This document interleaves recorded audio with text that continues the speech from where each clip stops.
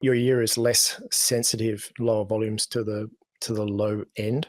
So old school hi-fis, they used to have like I can't remember what they call it, like a loudness volume. So they're basically, it's to do with it's to do with your ear and its sensitivity at different frequencies.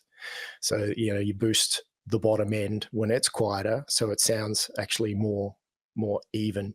So a system that's over bloated in the bass, it will sound more even as it's quieter.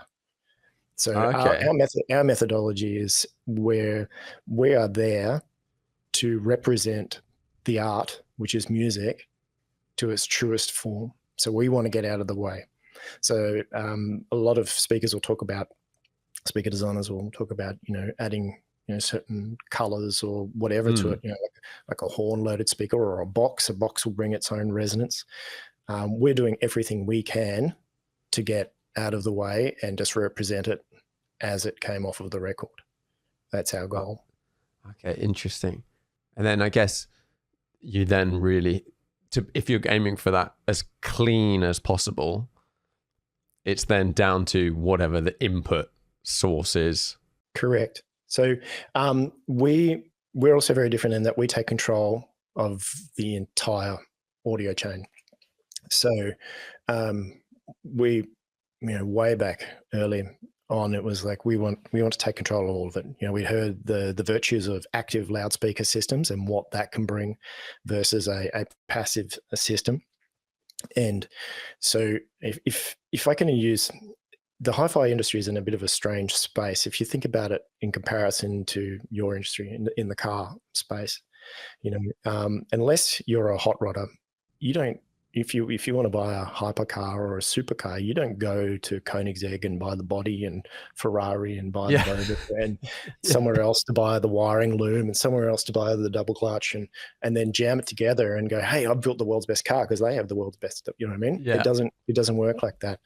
And that's literally what the hi-fi game is. People go to a dealer and they'll go, okay, this dealer has the rights to sell those speakers and that amplifier, and they're going to tell you it's the best perfect pairing. Whereas we went first principles. We want to take control of everything. Everything. So right down to we custom make the cables. I mean, tomorrow we're off for a site visit to measure up the cable of the customer's room that is going to be delivered in the next month, so we can make them to the exact length. And even recently, we've just brought out our music server. So that's like a streamer, if you like. It's a very high-end computer that's dedicated just to music. So now we can take control of the entire audio chain. We tune it cohesively. We tune it anechoically, and we know whatever we create, here we can replicate in your home. Yeah. We take the guesswork out of it. So we also, our system also has very clever electronics. As I mentioned before, we stand on the shoulders of giants. There's another Australian company here called Dex, and the founder of that, Kim Ryrie, he's a bit of an Australian legend in the audio space. He designed the world's first digital synthesizer called the Fairlight. And single-handedly, that company changed the sound of the 80s. So the first person to pick that up was Stevie Wonder, I believe. No, he was the second. It was Peter Gabriel, who then told Stevie Wonder. And all of those crazy sounds that you hear from the 80s, it's because of that machine. And so he did that, and they were selling these Fairlights for $25,000 back in the early 80s. So it was only the very top end, musicians that could afford to buy these. Anyway, his other great passion in life was to, fix loudspeakers, and he developed this. And still going with it, still tweaking it. Where we integrate that into our system. Basically, it's it corrects for a lot of the errors within a standard speaker system. So it is a preamplifier as well. It always has. It's a DAC as well, so digital audio converters. But one of the most amazing things that it does, it also does all the active crossovers within the system, but it fixes. Can you just explain a couple of those terms for people? Yeah, sure. A DAC, what is that? And what does digital it do? Audio, digital analog converter. So it converts the music from digital analog.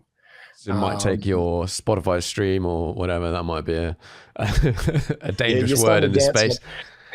I'll preface this with, remember, I'm the industrial designer. So don't go too deep. But the incredible thing that it does is it fixes the errors in the time domain.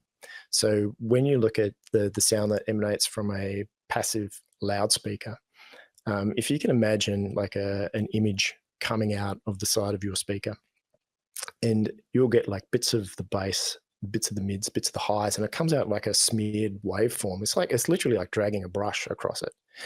And so those frequencies, they hit your ears at all slightly different times, slightly different delays. And, stereo it's a magic trick, right? We're trying to, create an illusion, and your ear is incredibly skilled at picking up different tiny minuscule perceptions of change of time of flight of sounds bouncing around the room.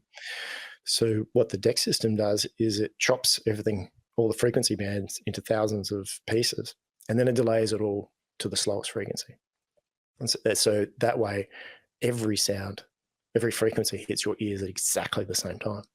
Now, all of a sudden, this sound stage gets really sharp. So you can sit there and you can tell if the singer is stood up, sat down, much wider, how far back the drummer is sitting. So you end up with this 3-dimensional space, and it's all just from normal recordings. So it's incredible like that. And then the last little trick that we have is room correction.